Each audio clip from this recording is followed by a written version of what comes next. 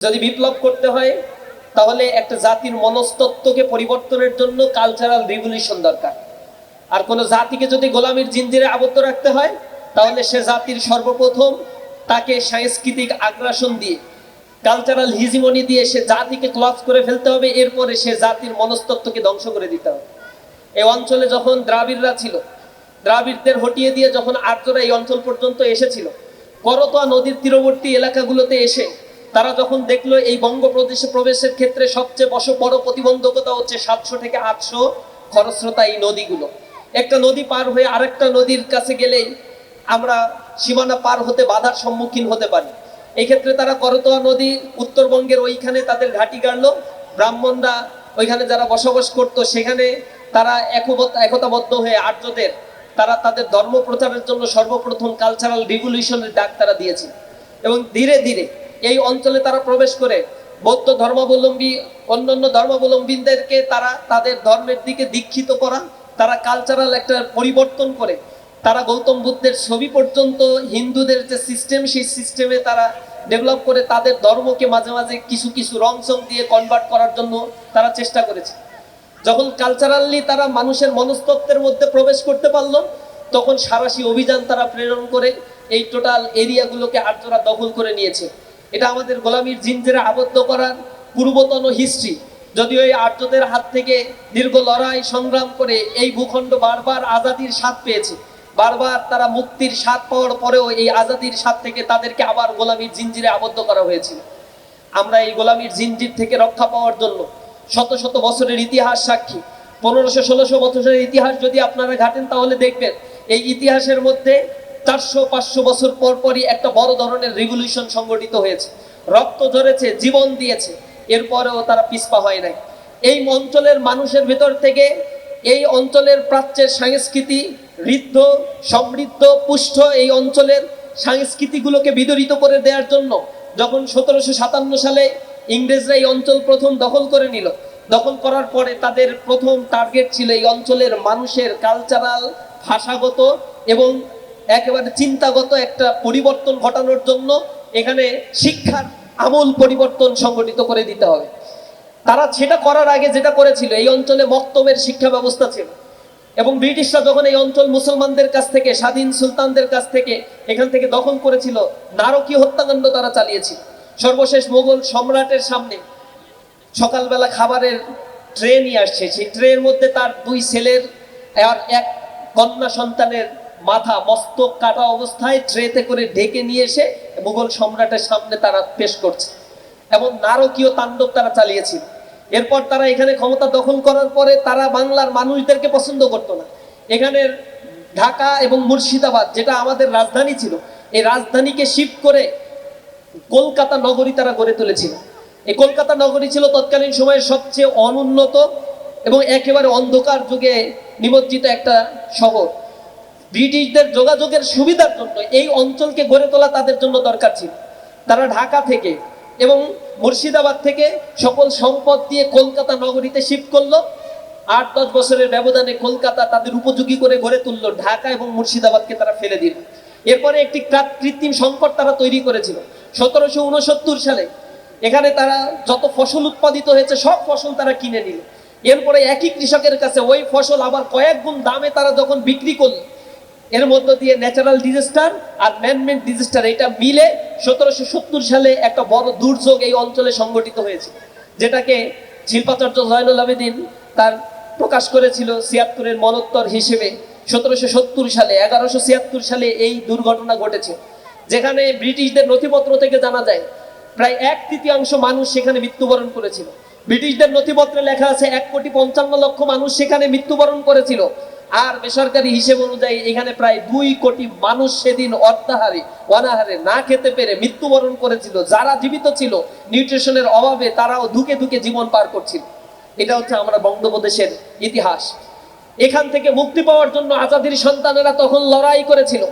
সেখানে তারা ব্রিটিশদের তক্তপোষের বিরুদ্ধে এই বঙ্গপ্রদেশ থেকেই প্রথম তারা তাদের বিদ্রোহের ডানা বেঁধে উঠেছিল।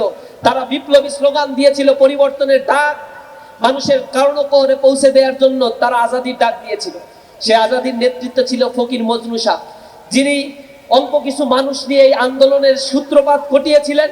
পরবর্তীতে অল্প কিছুদিনের ব্যবধানে সেই সংখ্যাটা সন্ন্যাসীদের সাথে নিয়ে ফকির সন্ন্যাসী বিদ্রোহ এক বিশাল এক বিদ্রোহে পরিণত হলো, যা ব্রিটিশদের জন্য রীতিমতো একটা থ্রেটের কারণ হয়ে দাঁড়ালো।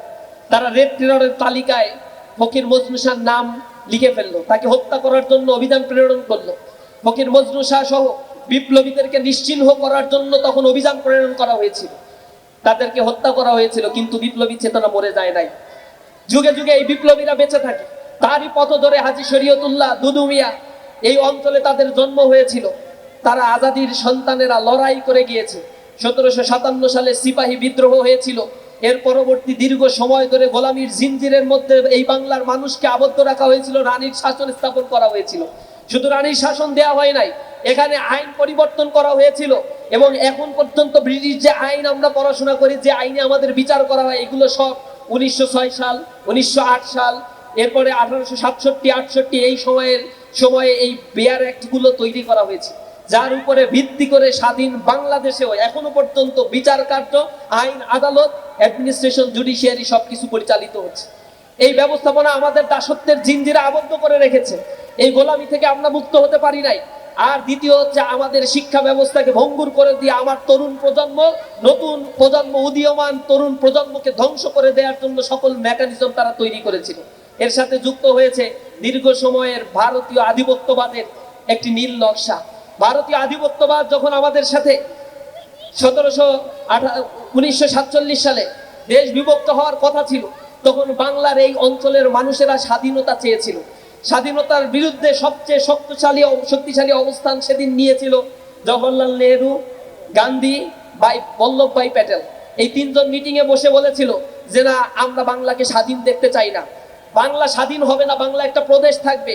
তবে বঙ্গভঙ্গে 1905 সালে যে সীমানা নির্ধারণ করা হয়েছিল, এই সীমানার আলোকে ভারতীয় জাতীয়তাবাদের ভিত্তিতে বঙ্গ প্রদেশ থাকবে, কিন্তু ভারতীয়দের অধীনে একটা অঙ্গ প্রদেশ হিসেবে সেটা থাকবে। বাংলার মুসলমানরা বলেছিল আমরা সেটা চাই না, বাঙালিরা আলাদা প্রদেশ চাই। অথবা দীর্ঘ সময় ধরে যে দাঙ্গার কারণে, সালিম দাঙ্গা, নোয়াখালী রায়টের মধ্য দিয়ে হাজার হাজার মুসলমানদেরকে, হিন্দুদেরকে হত্যা করা হয়েছিল। মুসলমানরা একটা সেপারেট ভূখণ্ড চায়, ভারতের তৎকালীন নেতৃত্বে সেই ভূখণ্ড চায় নাই। তখন বাংলার মুসলমানরা বলেছিল ঠিক আছে, এই সীমানা যদি তোমরা বাঙালিদেরকে দিতেই চাও, তাহলে আমাদেরকে আলাদা সীমানা দাও, আর পশ্চিমবঙ্গের যে বাঙালি মুসলমানগুলো, হিন্দুরা রয়েছে বাঙালি, সেই বাঙালিদের সব একসাথে করে আমাদেরকে দিয়ে দাও, আমরা একটা স্বাধীন সার্বভৌম একটা রাষ্ট্র গঠন করি। তারা সেখানে রাজি হয় নাই। এরপরে পাকিস্তানের সেই আজাদী আন্দোলনে একসাথে মিলেমিশে বাংলাদেশের মুসলমানেরা নিরঙ্কুশভাবে সমর্থন দিয়ে সেখানে পাকিস্তানের সাথে একীভূত হয়ে গিয়েছে। সেইখানে দীর্ঘ 23 বছর ধরে আবার পাকিস্তান শাসক গোষ্ঠী, পাকিস্তানের মিলিটারি শাসনের 12 বছর বঞ্চনা, লাঞ্ছনা, গঞ্জনার কারণে বাংলার মানুষেরা আবার আজাদির স্বাদ পেতে রাস্তায় নেমে এসেছিল। সে সময় তাদের স্লোগান দেওয়া হয়েছিল 3টি: সাম্য, মানবিক মর্যাদা আর সামাজিক সুবিচার। এর ভিত্তিতে যখন আমাদের স্বাধীনতার যুদ্ধের ঘোষণাপত্র দেওয়া হয়েছিল সাম্য, মানবিক মর্যাদা আর সামাজিক সুবিচার প্রতিষ্ঠার জন্য, সেদিন কুলি মজুর, দিন মজুর, খেটে খাওয়া মানুষ, কৃষক, যুবা, শ্রমিক সবাই রাস্তায় নেমে এসেছিল। হোক সে প্রশিক্ষিত অথবা সে অর্ধ প্রশিক্ষিত, অথবা নাই থাকুক তার প্রশিক্ষক। সেদিন কিন্তু যারা রাজনীতি করত, সেই শেখ মুজিবুর রহমান, তিনি অপেক্ষা করছিলেন কখন তাকে গ্রেফতার করা হবে। দেশ ছেড়ে পালিয়ে গেছে, জনগণকে রাস্তায় ফেলে দিয়ে চলে গেছে। এরকম নেতা আমরা অনেক দেখছি। দুর্দিনে পালিয়ে গেছে, সুদিন হইলে আবার দেশে আসছে। এই জমিনের মানুষদেরকে ধোঁকা দেওয়ার জন্য বারংবার এই প্রতারণাগুলো মানুষের সাথে তারা করা হয়েছে। এরপরে এসে বড় বড় আসন, বড় বড় সিংহাসন লাভ করে এই জনগণের উপরে আবার তাদের সেই খায়েশ পূরণের জন্য জনগণের উপরে তারা ছুরি ঘুরিয়েছে। 1971 সালে মুক্তিযুদ্ধে সাধারণ মানুষের যে অবদান ছিল, এরপরে একটা দল এসে নিজের মতো করে সংবিধান রচনা করলো, আর সেই সংবিধানের কোনো পারমিশন নাই, কিছু না। 1971-এর আগে যে গণপরিষদ তৈরি হয়েছিল 1970 সালের নির্বাচনে, যে নির্বাচন ছিল প্রচন্ড কারচুপি এবং একেবারে এক কেন্দ্রিক, এক চেটিয়া ব্যালট বাক্স চুরি করার একটা নির্বাচন। সেই নির্বাচনে যারা নির্বাচিত হয়েছিল একটা দলের মধ্য দিয়ে, তাদেরকে নিয়েই তারা আবার সেই সংবিধান গণপরিষদে তারা পাশ করেছিল। এটা মুক্তিযুদ্ধে যারা অংশগ্রহণ করেছিল, বীর সেনানী যারা সেনাপতি ছিল, সেক্টর কমান্ডার ছিল, তাদের সাথে স্পষ্ট উপহাস। এ কারণে সেক্টর কমান্ডাররা বিদ্রোহ করেছিল। মেজর আব্দুল জলিল বিদ্রোহ করেছিল, তাকে কারাগারে নেওয়া হয়েছে, তাকে মানে একবার স্বাভাবিক মৃত্যুবরণ করতে দেওয়া হয় না। একটা সেক্টর কমান্ডারও স্বাভাবিকভাবে মৃত্যুবরণ করতে পারে নাই। এই দেশের পক্ষে যখন কথা বলেছে তখন তাদেরকে জেলে নেওয়া হয়েছে, এক্সট্রা জুডিশিয়াল কিলিং করা হয়েছে তাদেরকে। এটা ছিল এই দেশের ইতিহাস, যে ইতিহাসগুলো শুনতে দেওয়া হয়নি, বলতে দেওয়া হয়নি। যারা আমরা বলেছি তাদেরকে কারাগারে অন্ধকার প্রকোষ্ঠে আয়না ঘরে নিক্ষেপ করা হয়েছিল, জুলুম নির্যাতন করে মুখ বন্ধ করা হয়েছিল, মিডিয়া ট্রায়ালের মাধ্যমে আমাদেরকে আলাদা করে দেওয়া হয়েছিল, জাতির মধ্যে একটা ফেতনা ফেসাদ আর বিভাজনের রাজনীতি তৈরি করে দেশকে এগিয়ে যেতে দেওয়া হয় নাই। 1972 সালের পর থেকে এই দেশে রীতিমতো সেই এক নারকীয় হত্যাযজ্ঞ, এক দলীয় নীতি, বাকশাল কায়েম করে মানুষের সকল বাক স্বাধীনতাকে হরণ করা হয়েছিল। 1974 সালে দুর্ভিক্ষ তৈরি হয়েছিল তাদের লুটপাট করার কারণে, আওয়ামী ফ্যাসিবাদের লুটপাটের কারণে। তখন মানুষ অতিষ্ঠ হয়ে গিয়েছিল, আর সেখানে এক চরম এক প্রাকৃতিক দুর্যোগের কারণে মানুষ না খেতে পেরে আবার সেই আর একটা দুর্যোগের মুখে এই বাংলার মানুষ পতিত হয়েছিল, যার অনিবার্য পরিণতিতে 1975 সালে শেখ মুজিবের উপরে আক্রমণ করা হয়। একটা মানুষও সেদিন রাস্তায় নেমে বিদ্রোহ করে নাই, একটা মানুষও সেদিন রাস্তায় নেমে এর প্রতিবাদটাও করে নাই। মানুষ বুঝেছিল যে দেশটা হয়তো কিছুটা মুক্তি পাবে, স্বাভাবিক গণতন্ত্রের ধারা এখন প্রবাহিত হবে। কিন্তু কিছুদিনের ব্যবধানে স্বৈর শাসকের সাথ আবার এই দেশকে কুক্ষিগত করে রেখে এই দেশকে আবার স্বৈর শাসনের করাল গ্রাসে নিমজ্জিত করে মানুষের অধিকারগুলোকে সহরণ করেছিল। 1990 সালে মানুষ রাস্তায় নেমেছিল, জীবন দিয়েছিল, কিন্তু দুর্ভাগ্যে এ জাতি বারবার জীবন দেয়, আর এরপরে যারা ক্ষমতায় আসে তারা দেশকে লুটে পুটে খাওয়ার জন্য অস্থির হয়ে যায়। পরবর্তীতে যখন গণতন্ত্রের কিছু স্বাভাবিক ধারা প্রবাহমান ছিল, কনস্পাইরেসি করা হয়েছিল। ভারতীয় আধিপত্যবাদ এখানে মাথাচাড়া দিয়ে এসেছে। রয়্যাল এস্টাবলিশমেন্ট যখন প্রতিষ্ঠিত হয়ে গিয়েছিল, তারা এদেশের জনগণের দৃষ্টি ফেরানোর জন্য তাদের কালচারাল হিজিমনি এখানে এস্টাবলিশ করেছিল। তাদের ভারতীয় সব চ্যানেলগুলো এখানে তারা চালু করে দিত, বাংলার কোনো চ্যানেল ভারতীয় চালু করা হয় নাই। তারা তাদের মতো করে একটা প্রেসক্রিপ্টের শিক্ষা ব্যবস্থা চাপিয়ে দিছে, যে শিক্ষা ব্যবস্থায় শিক্ষিত হওয়ার পরে চাকরি পাওয়ার জন্য আরো 4 বছর পড়াশোনা করতে হয়। যে শিক্ষা ব্যবস্থায় শিক্ষিত হওয়ার পরে মায়ের চোখের পানি ঘষে না, বাবার পরিবারে বাবার জন্য ওষুধ কেনার টাকা সন্তান জোগাড় দিতে পারে না, একটা চাকরির অভাবে অর্ধাহারে অনাহারে জীবন পার করে, আবার বিপ্লবের ডাক দিতে হয়, এমন একটা শিক্ষা ব্যবস্থার অভিশাপ আমাদের ঘাড়ে চাপিয়ে দেওয়া হয়েছিল। ফ্যাসিবাদ তখন তাদের মতো করে নিজস্ব আঙ্গিকে একটা ডেভেলপমেন্ট করলো, বললো উন্নয়নের মহাসড়কে জনগণকে উঠাই দিবে। এই মহাসড়কে জনগণকে উঠিয়ে দিয়ে তলা সব ফাঁকা করে দিয়ে $234 বিলিয়ন দেশের বাইরে পাচার করে দিচ্ছে। যে টাকাগুলো এই দেশের মধ্যে থাকতে 7 বছরের ডেভেলপমেন্ট বাজেট বাংলাদেশে করা সম্ভব ছিল। এই দেশের 30 লক্ষ মানুষ যে বেকার রয়েছে, এই বেকারদের কর্মসংস্থানের সুযোগ করার সুযোগ ছিল, তাদের দক্ষ করে বিদেশে পাঠিয়ে আরো রেমিটেন্সের পরিমাণ বিলিয়ন বিলিয়ন ডলার বাড়ানোর সুযোগটা ছিল, কিন্তু সেটা করে নাই। যুবকরা যত শিক্ষিত হবে তত এম্পাওয়ার্ড হবে, সোসাইটি যত বেশি সাস্টেনেবল ডেভেলপমেন্ট হবে, তত নেতাদের পিছনে লোক যে ঘুরবে না, এই জিনিসটা তখন তারা বুঝতে পেরেছিল হারে হারে। তারা ডেভেলপমেন্ট করেছে এক্সপ্রেসওয়ে, টানেল, বঙ্গবন্ধু সেতু, এই সব করে করে এরপরে জনগণকে বুঝাইছে আমরা তো অনেক কিছু করছি, বিশাল ডেভেলপমেন্ট করে ফেলছি। ওদিকে সম্পদের পাহাড় এমন কুক্ষিগত করা হয়েছে, 5% মানুষের কাছে 95% সম্পদ জব জিম্মি হয়ে গেছে। বাকি 95% মানুষ 5% সম্পদ ভোগ করছে। ইনকাম ডিসপারশন মাথা চুম্বি, আকাশ চুম্বি করা হয়েছে। সেখানে একজন মানুষের ইনকাম 2000, তো একজন মানুষের ইনকাম হচ্ছে 5 লাখ। 2 দিয়ে ভাগ করে দিয়ে মাথা পিছু আয় কাউন্ট করে জনগণকে বুঝাইছে জিডিপি গ্রোথ বেড়েছে, গিনি কোএফিসিয়েন্ট ঠিক আছে, আমাদের ডেভেলপমেন্ট হচ্ছে, সিঙ্গাপুর বানিয়ে ফেলছি আমরা। অথচ দিনে দিনে মানুষের টাকাগুলো লোপাট করছে। ব্যাংকগুলো থেকে আপনারা দেখছেন টাকা লোপাট করা হয়েছে। এই ব্যাংক থেকে 6 লক্ষ কোটি টাকা শুধুমাত্র ঋণ খেলাপি রয়েছে, 6 লক্ষ কোটি টাকা, যা বাংলাদেশের 1 বছরের বাজেটের সমতুল্য। এই ব্যাংকে এই টাকাগুলো কোথা থেকে আসছে? এই টাকাগুলো আপনার আমার জমানো টাকা, কষ্টার্জিত টাকা। আমি যা বেতন পাই, কষ্ট করি, সংসারে এটা খরচ না করে অতিরিক্ত কিছু সঞ্চয় করে রাখি, সেই ব্যাংকে টাকাগুলো জমানো হয়। এখন জনগণ যে যদি ব্যাংকে টাকা চায় যে আমার টাকাগুলো ফেরত দাও, তারা এখন দিতে পারে না, ব্যাংকগুলো এখন মার্জ করে ফেলে। আর ব্যাংকগুলো চালানোর জন্য আবার সরকারি ফান্ড থেকে 25,000 কোটি টাকা দিয়ে সম্মিলিত ইসলামী ব্যাংক যেটা করা হয়েছে সেইটাকে চালানো হচ্ছে। জিম্মি হয়ে গেছে একটা ভিসা সার্কেলের কাছে, দুষ্ট চক্রের কাছে। রক্ত দেয় কারা আর বেনিফিশিয়ারি হয় কারা? এখন আর সেই তামাশা চলবে না। জাতি এখন জেগে উঠেছে। ইনসাফের পক্ষে, ন্যায়ের পক্ষে, কল্যাণ প্রতিষ্ঠার জন্য এখন রক্ত দিয়ে হলো আগামীর বাংলাদেশকে আমরা বিনির্মাণ করবো ইনশাআল্লাহ। আমরা এই বাংলাদেশ একসাথে আমরা সেই বাংলাদেশকে গড়ে তুলবো, যে বাংলাদেশে আমার স্বাধীনতা থাকবে, আমার বাংলাদেশের সার্বভৌমত্ব টিকে থাকবে, যেই বাংলাদেশে আমার পরবর্তী প্রজন্ম অর্ধাহারে অনাহারে থাকবে না, চাকরির জন্য তাকে রাস্তায় রাস্তায় দৌড়াতে হবে না, লেখাপড়া শেষ করার সাথে সাথেই যার চাকরির নিশ্চয়তা যারা দিতে পারবে, আগামীর বাংলাদেশ তাদের কাছেই নিরাপদ হবে। কোন লোপাটকারী, দুর্নীতিবাজ, সন্ত্রাস আর চাঁদাবাজকে আর আমরা বাংলায় দেখতে চাই না। এজন্য আর একটা কালচারাল বিপ্লব দরকার, কালচারাল রিভলিউশন দরকার। সেই সাংস্কৃতিক বিপ্লব আমাদের মনে মনে গেঁথে দিতে হবে। এই দেশের সঠিক ইতিহাসগুলো আমাদেরকে জানতে হবে, এ জাতিকে আবার জাগ্রত করতে হবে। আমরা হাজী শরীয়তুল্লাহর উত্তরসূরি, আমরা তিতুমিরের উত্তরসূরি, আমরা মুসা বিন নুসাইরের উত্তরসূরি, আমরা তারেক বিন জিয়াদের উত্তরসূরি। আমরা রক্ত দিতে পারি, কিন্তু কলবেরিয়াদের কাছে আমার মুকদ্দম আমি ইজারা দিতে পারি না। প্রিয় উপস্থিতি, সামনে সেই সুবর্ণ সুযোগ আমাদের আসছে। ভারতীয় আধিপত্যবাদ আমাদের কাছ থেকে বিদায় নিয়েছে, কিন্তু তাদের এস্টাবলিশমেন্ট আবার রিএস্টাবলিশমেন্টের জন্য চেষ্টা করে যাচ্ছে। সতর্ক হতে হবে। যদি এখন আমরা সতর্ক না হই, এখনো যদি ঘুমিয়ে ঘুমিয়ে দিন কাটাই, মোবাইল আর অ্যান্ড্রয়েডে ফেসবুকে সময় কাটিয়ে দিয়ে মনে করি একটা পরিবর্তন আসবে, না নামলে কখনো পরিবর্তন আসে না। আল্লাহ কোন জাতির ভাগ্য ততক্ষণ পরিবর্তন করেন না যতক্ষণ না পর্যন্ত সে জাতি তার নিজের ভাগ্য পরিবর্তনের জন্য চেষ্টা করে। আমাদের সমাজ আজ কোথায় গিয়েছে আমরা দেখতে পাই। শিক্ষা ব্যবস্থায় শিক্ষিত হয়ে চরিত্রের চরম অধপতন নেমে গিয়েছে। তরুণ সমাজ মাদকের করাল গ্রাসে নিমজ্জিত হয়ে পড়েছে।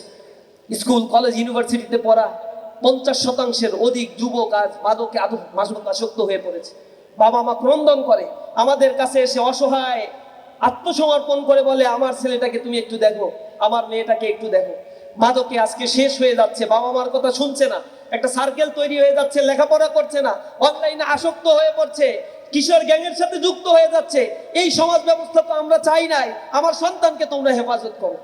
আমরা এমন একটা নিরাপদ বাংলাদেশ দেখতে চাই, যে বাংলাদেশে তরুণ প্রজন্ম স্বপ্ন দেখবে আধুনিক, স্বনির্ভর, আত্মমর্যাদা সম্পূর্ণ একটি বাংলাদেশের স্বপ্ন তারা দেখবে। ছোটবেলা থেকে তাদেরকে গড়ে তোলা হবে আত্মমর্যাদাশীল করে, তাদের শিক্ষা কাঠামোর মধ্যে নৈতিকতা এবং দক্ষতার একটা মেলবন্ধন করে জাতিকে গড়ে তোলার স্বপ্ন আমরা দেখাতে চাই।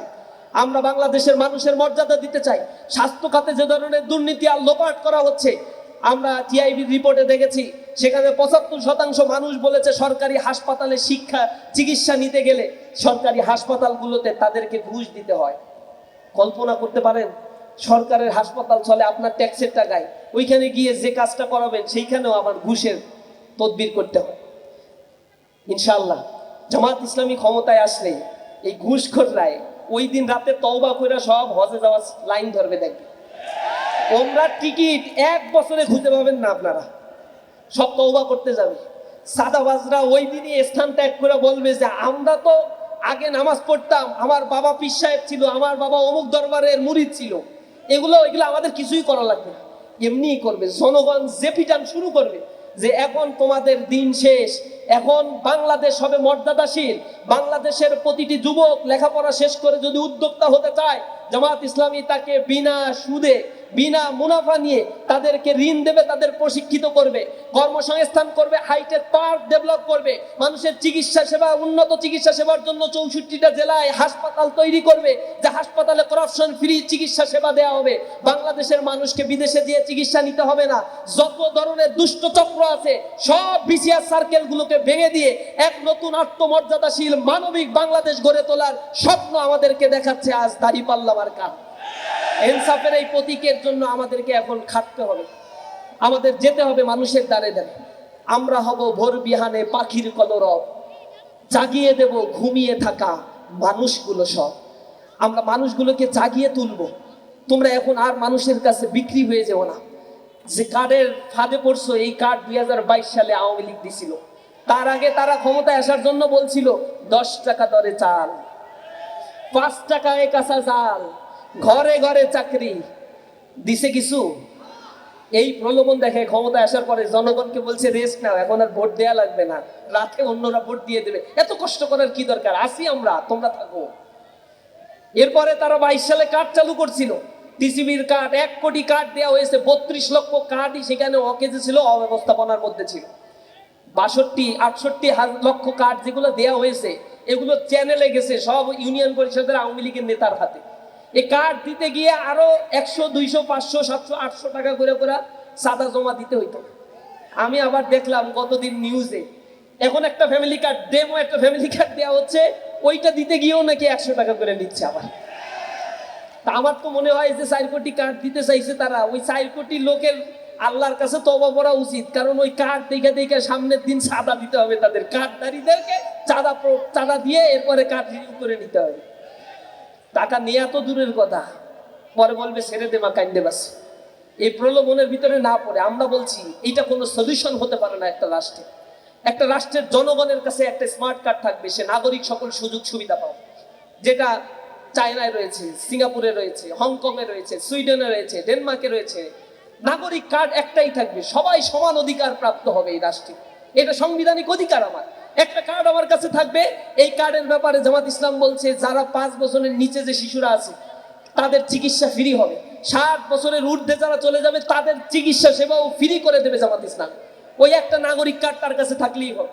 ওইটা ডিজিটালাইজেশন করা হবে, এআই হাব তৈরি করা হবে, তরুণ প্রজন্মকে প্রশিক্ষণ দিয়ে এরপরে কম টাকায় মিনিমাম চার্জে অথবা কিছু কিছু ক্ষেত্রে বৃত্তি দিয়ে বিদেশে উচ্চ শিক্ষা এবং কর্মসংস্থানের মর্যাদা সম্পন্ন কর্মসংস্থানের ব্যবস্থা করবে। এই দেশের ভিত্তি দাঁড়িয়ে আছে রেমিটেন্সের উপরে। মনে রাখবেন, এই দেশে $44 বিলিয়ন রেমিটেন্স আসে। এই রেমিটেন্স 2 মাস বন্ধ হয়ে গেলে এ দেশে বড় ধরনের ইনফ্লেশন, কিছু কিছু ক্ষেত্রে 3-4 মাসের ব্যবধানে স্ট্যাগফ্লেশন তৈরি হয়ে যেতে পারে। এই রেমিটেন্স যোদ্ধাদেরকে মর্যাদা দেওয়া হয় না। আবার বিদেশে যেতে চায় যারা, তাদের কর্মসংস্থানের জন্য ট্রেনিং দেওয়া হয় না। বাইরায় অধিভুক্ত একটা দুষ্ট চক্র এখানে কাজ করে, সেখানে বিদেশে কেউ যেতে চাইলে কয়েক গুণ টাকা সেখানে পে করতে হয়। মধ্যস্বত্বভোগিতার কারণে আনস্কিল্ড লেবার পাঠিয়ে এই লেবাররা বিদেশে গিয়ে অনেক কষ্ট করে তাদের সার্ভাইভ করতে হয়। দেশের জন্য তারা কষ্ট করে আর তাদের কোনো মর্যাদা দেওয়া হয় না। এক দল বলছে না যে বিদেশের ওদের আবার কিসের না আছে নাকি, ভোটাধিকার দেওয়ার দরকার আছে ওদের? ওরা দেশের নাগরিক না? ওরা দেশের জন্য লড়ে আর বলে যে ওদের ভোটাধিকার দেওয়ার দরকার আছে। সেই হাই ভোল্টেজ নেত্রী আবার বলছে ধর্মের জন্য ইসলাম নাকি খুবই ক্ষতিকর। কতটা কপাল পোড়া! আবার তার হাজবেন্ড দেখি আল্লাহ বিল্লাহ করতে থাকে, সকাল আর বিকাল জপতে থাকে। একটা ধর্ম ব্যবসায়িক দলে পরিণত হয়েছে। জাতি ধর্ম ব্যবসায়ীদের এখন চিনে নেবে ইনশাআল্লাহ। আমরা আমাদের বাংলাদেশকে, আগামীর বাংলাদেশকে গড়ে তুলবো ইনশাআল্লাহ। যুব শ্রেণী আজ জেগে উঠেছে। ইউনিভার্সিটিগুলো আপনারা দেখছেন না? ছাত্রদের রায় কোথায় গিয়েছে? ছাত্ররা এখন পরিবর্তন চায়, বলে ইউনিভার্সিটির এই ইলেকশন কোনো প্রভাব ফেলবে না। আমরাও বলছি খেলার দরকার নাই, 12 তারিখে দেখলেই হবে খেলা। খেলা যে কোন লেভেলে চলবে তখন সেটা বুঝতে পারবা ইনশাআল্লাহ। তোমাদের ওইগুলো নিয়ে চিন্তাও করার কোনো দরকার নাই। এই ইউনিভার্সিটির ইলেকশন যাতে না হয়, কি না করছে তারা, পিছাইতে ইউনিভার্সিটির অথরিটি শিক্ষার্থীদের মাথা খারাপ করে ফেলছে। সর্বশেষ একটা ব্যাপার তো দেখছেন, ছাত্ররা যাতে ভোট দিতে, ওরা বলে 17 বছর আমরা ভোটাধিকারের জন্য নাকি লড়াই করছি, এখন ভোটাধিকার হরণ করার জন্য সিইসির সামনে আন্দোলন করছে। দুই দিন এরা অবরোধ করে রাখছে। শেষমেশ যখন দেখে যে কাজ হচ্ছে না, তখন সর্বশেষ দিন হাইকোর্টকে ব্যবহার করে হাইকোর্টে তাদের আইনজীবীদেরকে দিয়ে জোরপূর্বক হাইকোর্টের স্টে অর্ডার দিয়ে নির্বাচন বন্ধ করতে বাধ্য হয়েছে। কিসের ভয়? ভয়টা কিসের? হারার ভয়ে খেলে না। এই ভয়টা এখনো আবার শুরু হয়ে গেছে, দুরু করতেছে, দেখবেন দুরু করতেছে। আমরা চাই বাংলাদেশ সবাই মিলে ঐক্যবদ্ধ একটি বাংলাদেশ আমরা গড়ে তুলি। তাদের পরিবর্তন হওয়া উচিত। জুলাইয়ের বিপ্লবের পরেও যদি তাদের বোধোদয় না হয়, তাহলে তাদের বোধোদয় আর আল্লাহ ছাড়া আর কেউ করতে পারবে না। নিকট অতীত থেকে শিক্ষা নেওয়ার জন্য আমরা তাদের বলবো, দীর্ঘদিনের তারা আমাদের সঙ্গী ছিল, জুলুম নির্যাতনের শিকার হয়েছে আমরা, একসাথে জেলে এক পাশে বসে বসে খাবার খেয়েছি, কত ঘনিষ্ঠতা ছিল।